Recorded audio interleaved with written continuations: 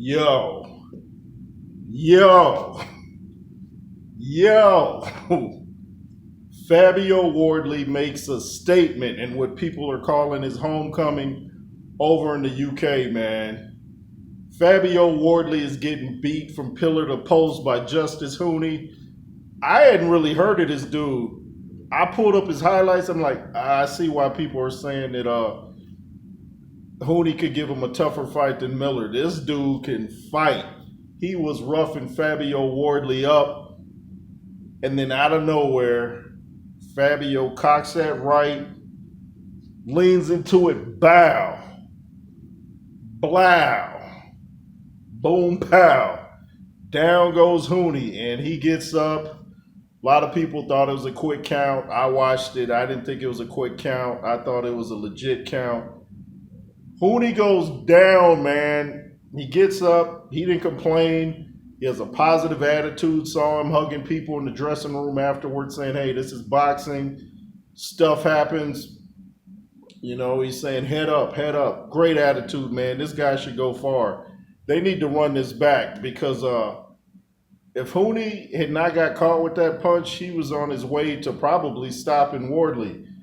But Wardley did something that Ingram was talking about. Shout out to Ingram and BWTM Sports and Gaming.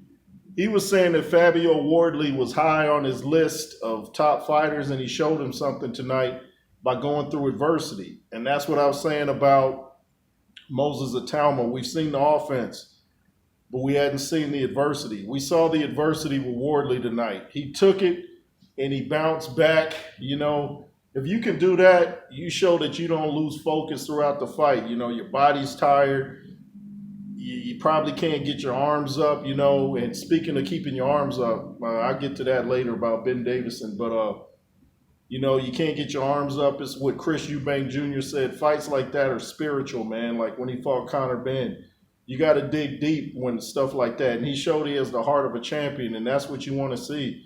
It's like he has the chin of Evander Holyfield and the right hand of Lennox Lewis almost, you know?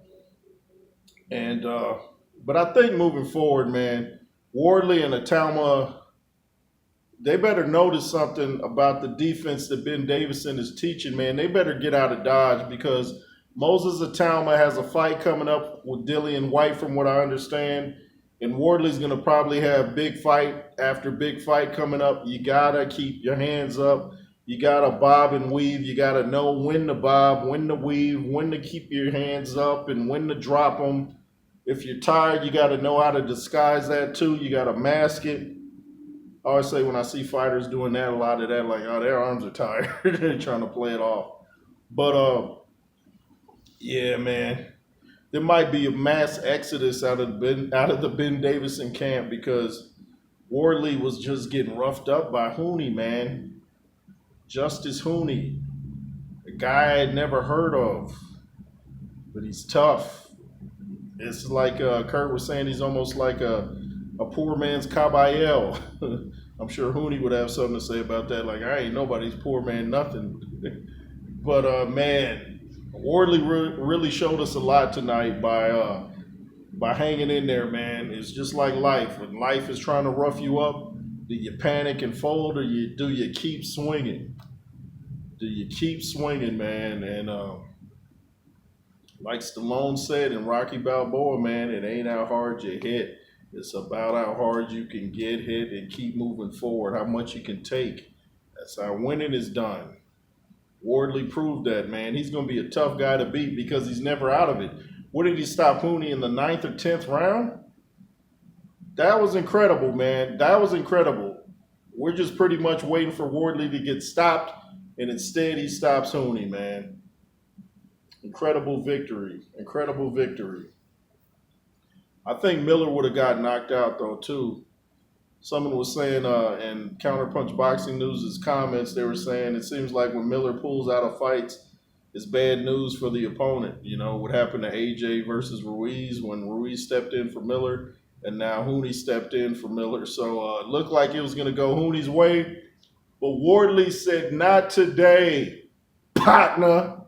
But anyway, it's the J. Roos Theory. If you want to become a member, hit the join button below. Backup platform in WJ. The Instagram, the J Roos theory. Man, it was like sound like a tornado outside earlier. I was like, wow, guys should have heard it. Anyway, the Instagram is the J Roos theory, and the Cash App $J Roos 33, and that's Roos, not Ross. ROOS $JROOS. LSR forever, and be fearless. And if you didn't see the fight, check it out. Pull up the highlights, do something. But you guys got to see how Wardley just leaned forward into it, caught him. They always say it's the punch you don't see is the one that hurts you, and it hurt Huni. He got up, but he didn't complain about the stoppage, man. Look for this guy. He's going to be a threat. He came in at 248. Wardley 243. So he's a pretty big guy, this Huni dude. Thanks for watching. Like I said, LSR forever. And be fearless. Yay.